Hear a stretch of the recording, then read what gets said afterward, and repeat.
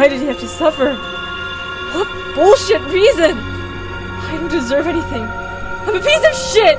The killer should have killed me when they had the chance!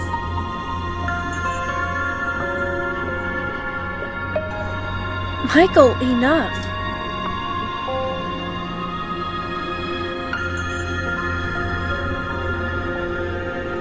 Believe me, I know. Neither Chin-Hae nor you deserve this. But you need to listen to me. You need to keep fighting. For our sake, for yours, and most importantly, for his. No one said this was going to be easy, but believe me on this. I will be here every step of the way, Michael. I will make sure you get the closure you deserve.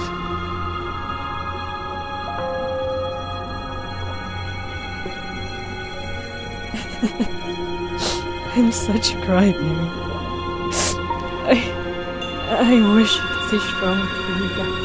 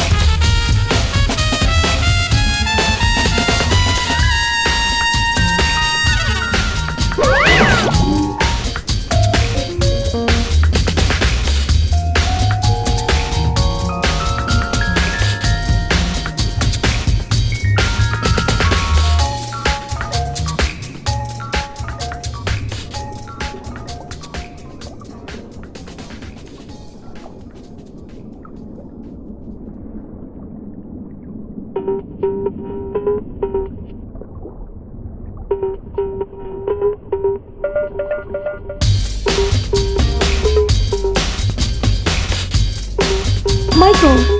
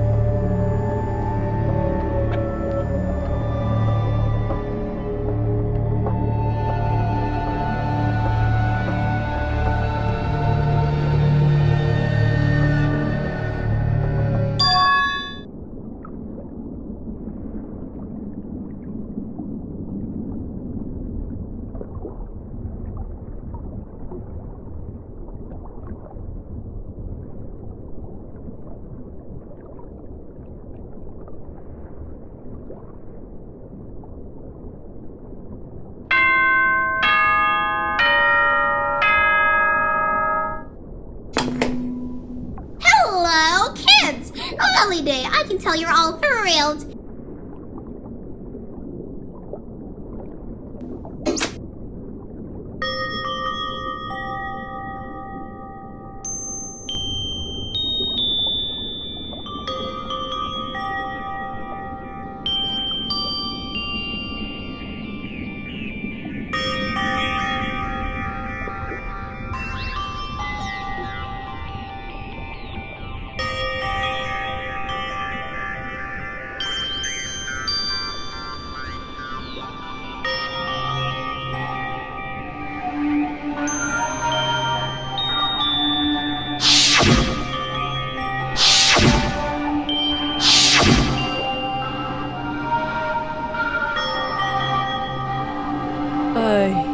I don't know how to keep going, but I need to try my best. For you!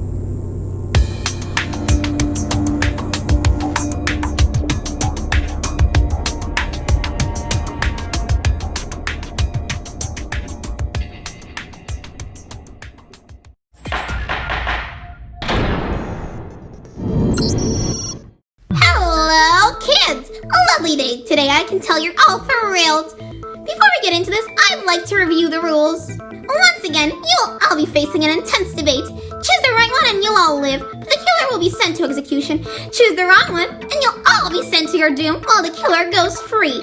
Obviously, votes will be based on majority, but be sure you choose wisely. The voting choice is permanent.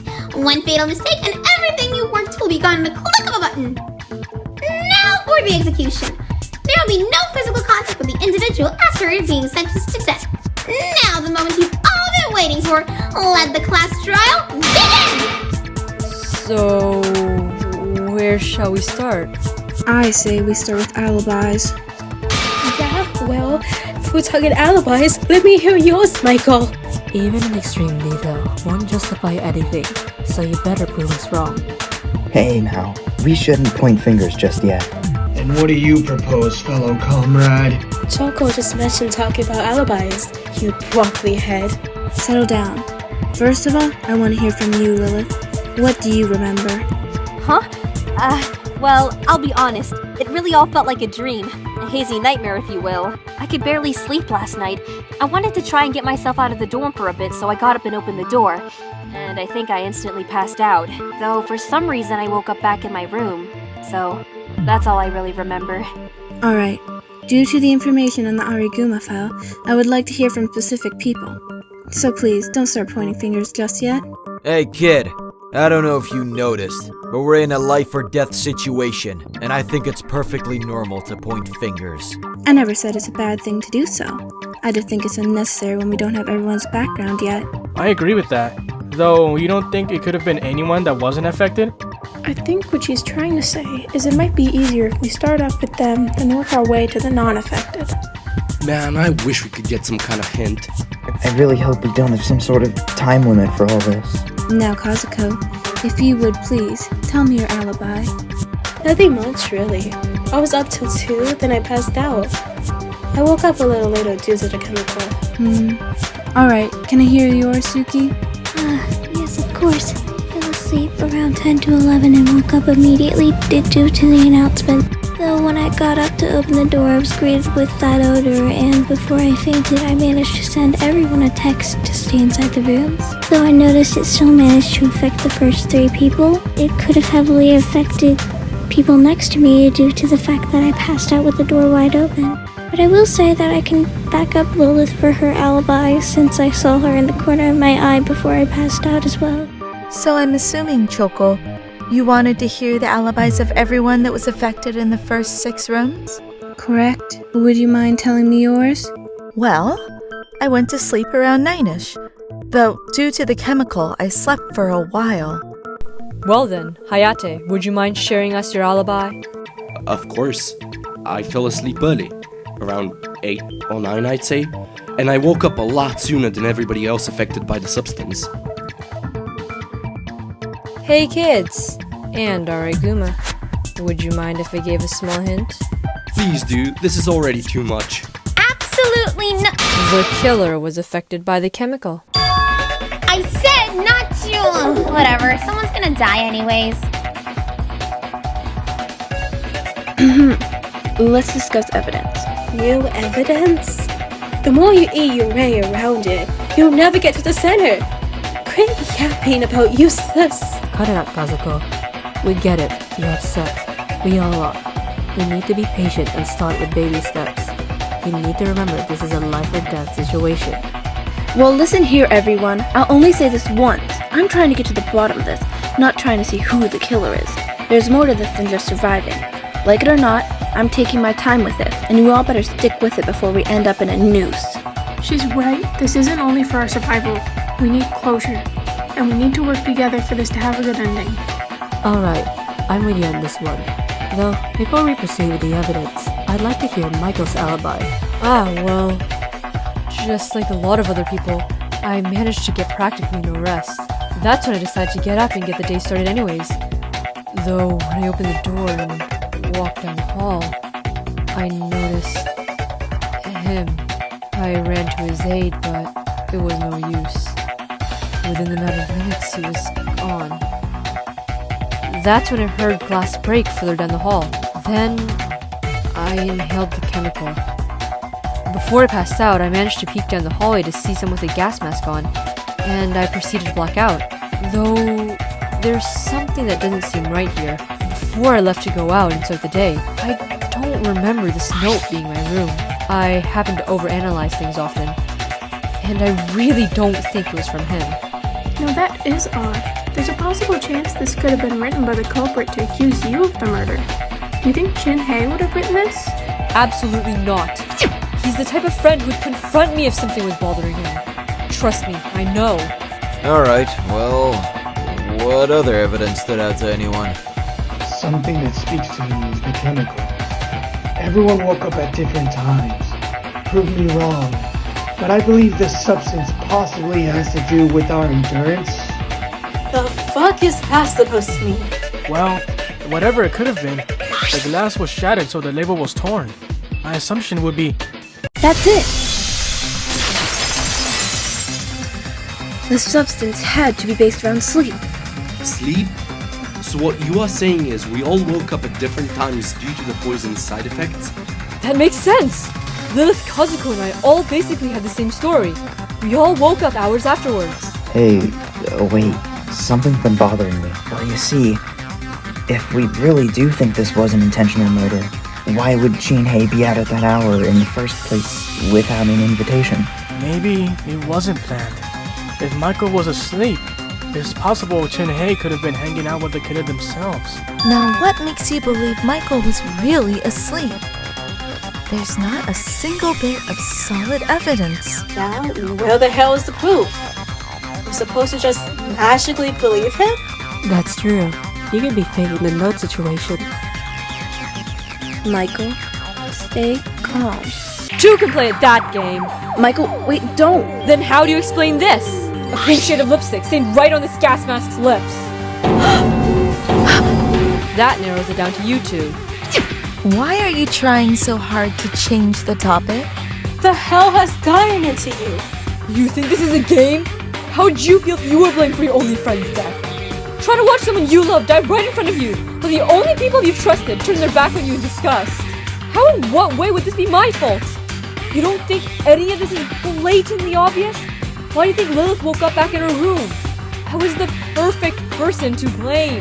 Michael, snap out of it. You did good, Michael. Now please, calm down and let us handle it. Michael is right. It does narrow this down to us too. But I will say we aren't getting ourselves anywhere when jumping to conclusions so fast. Rushing things could lead us to the wrong suspect. Aha! I got an idea! So, now that we've died it down to the two of you, let's assume one of you really is the killer. Why don't we combine evidence and see what fits in? And if we're wrong about it, we can work from there. Alright, Vinlos, hit us with it. Let's say the killer is you, Kazuko. So we're assuming your alibi of how you fell asleep late and woke up later is all fake. If we are going with what Celso said, you must have hung out with Chin-Hae, which is pretty odd in the first place unless you were planning this. You must have stabbed Chin-Hae, ran to the lab to knock down the chemical, you protected yourself with it, though it didn't do much since, when you got back, you saw Michael and passed out along with him. Later I woke up and passed out, triggering the announcement, immediately waking up Tsuki. She got out and sent everyone the message, passed out, then you woke up. Within that time frame, you managed to put me back in my room, wrote the note, and put the gas mask back in place. Then you went to your room and waited hours later. But you see, there's a lot of red flags here. Realistically, Chin-Hae isn't so social with everyone here. He barely knows half of you. There's no motive for you to have an outburst like so, or really a reason why you, out of all people, would intensely panic. Altogether, I don't see why you tried to cover any of it up either. None of it adds up, does it? But before we really start discussing, I want you, Michael, to try and see why Ayumu might be the culprit. So, based off what Lilith said, in your alibi, you stated...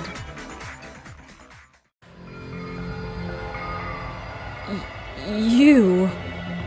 Carry on. You...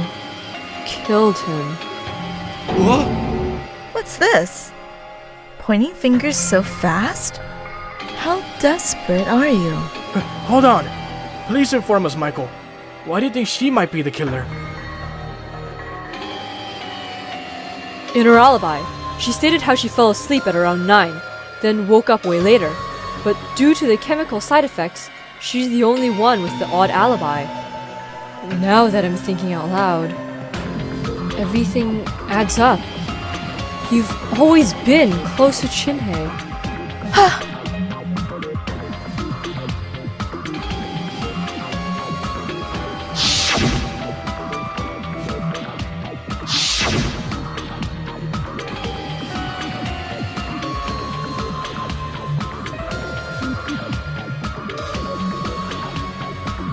Allow me to sum this all up for you.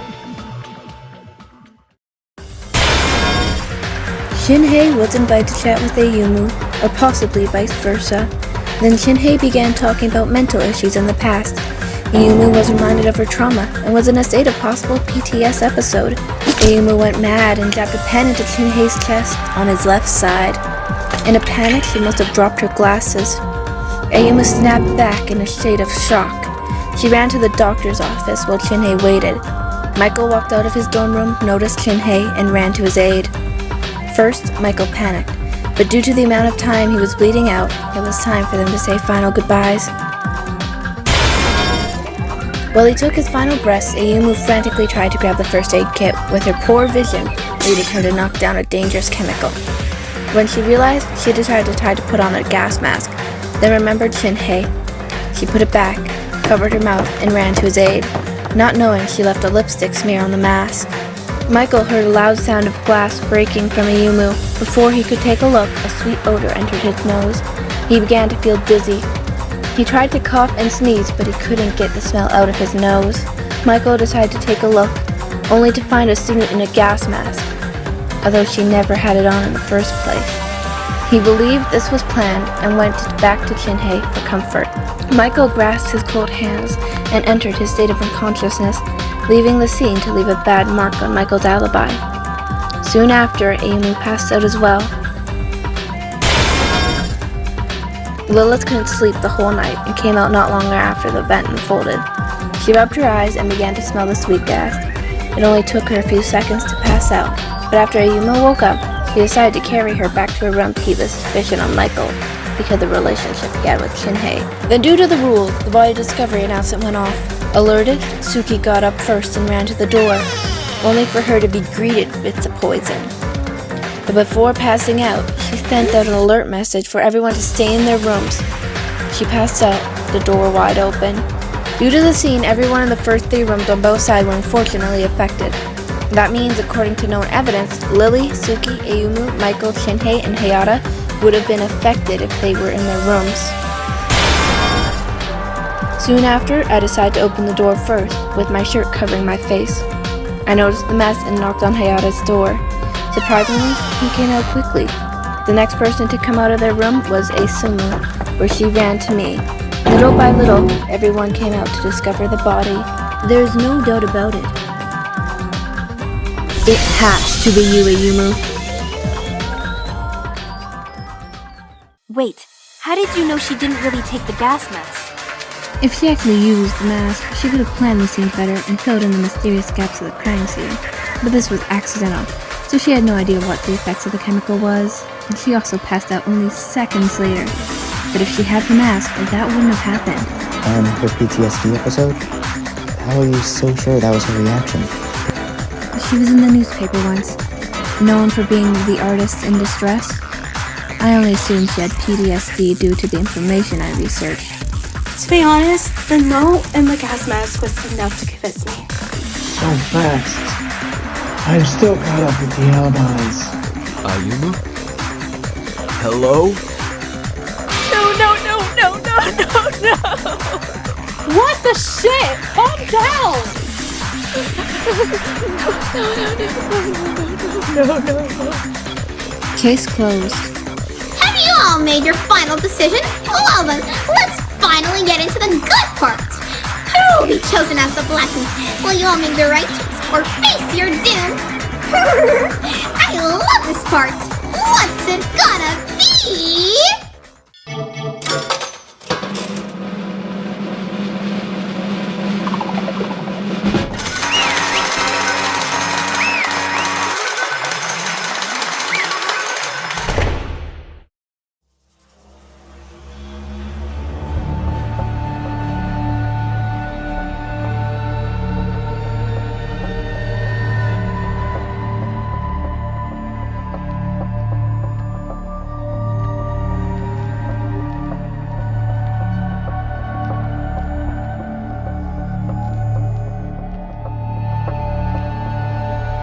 Why the hell are you being so nice to her?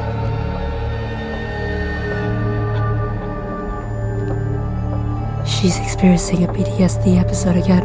Chouko is a smart girl. Leave her to what she feels the need to do.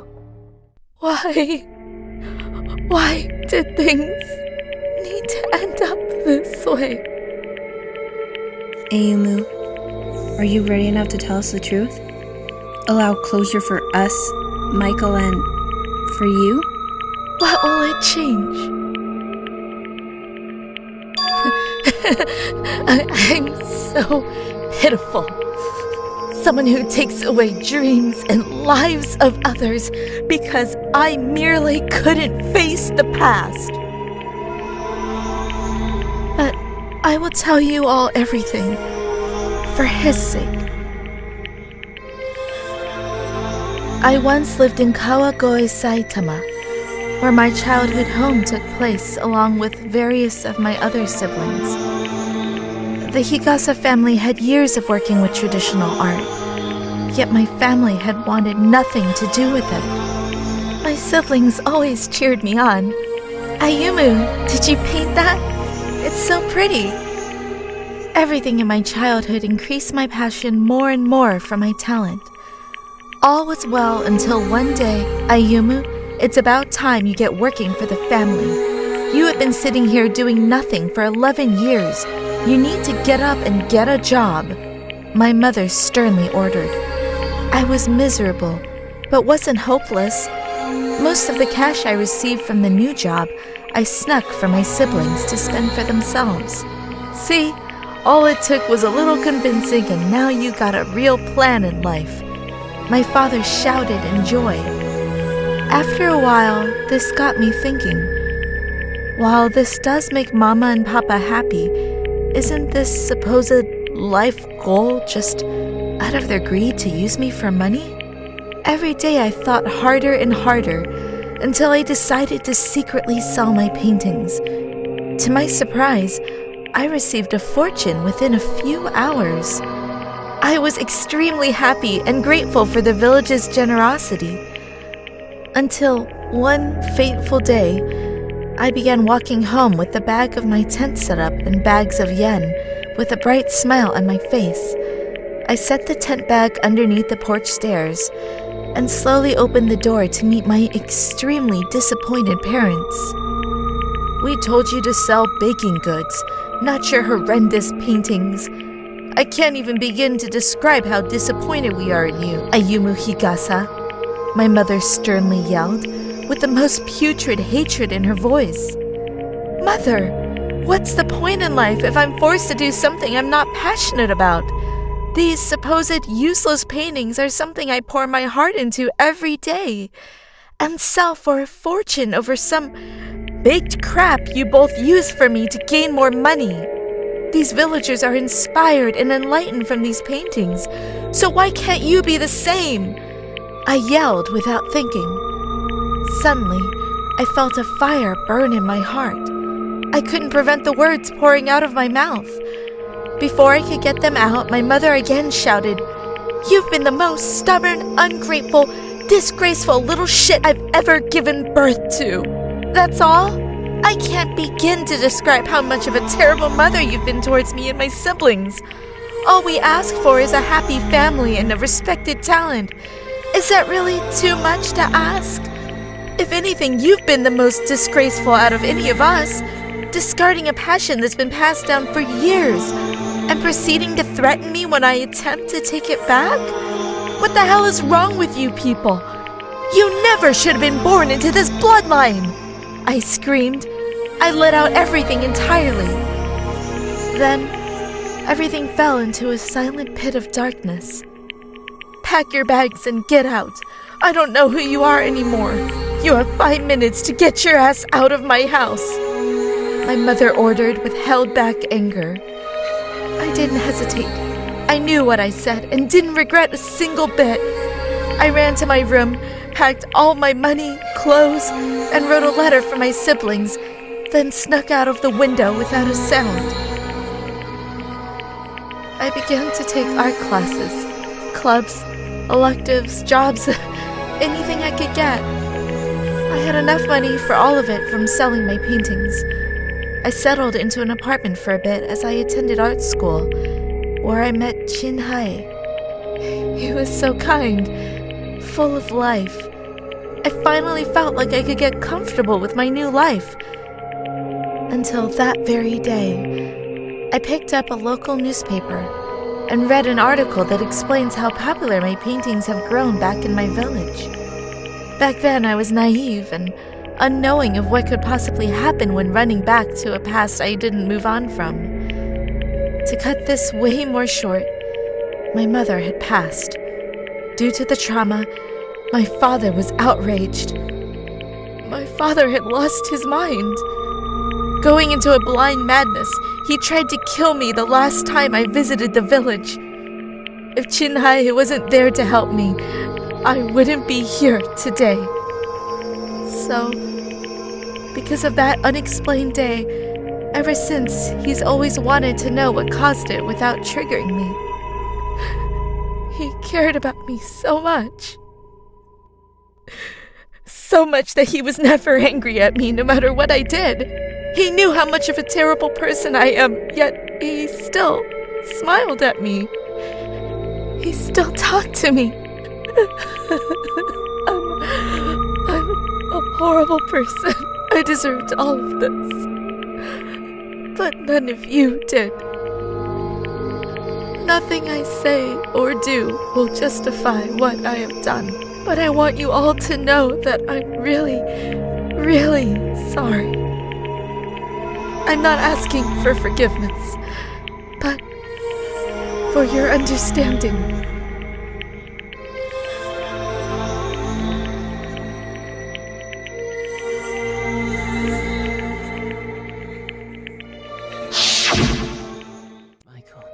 Please, as my last wish, don't ever fill your heart with hatred.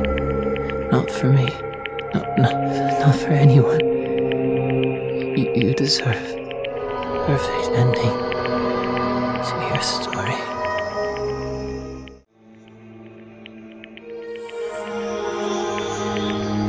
Alrighty, let's give it everything we've got.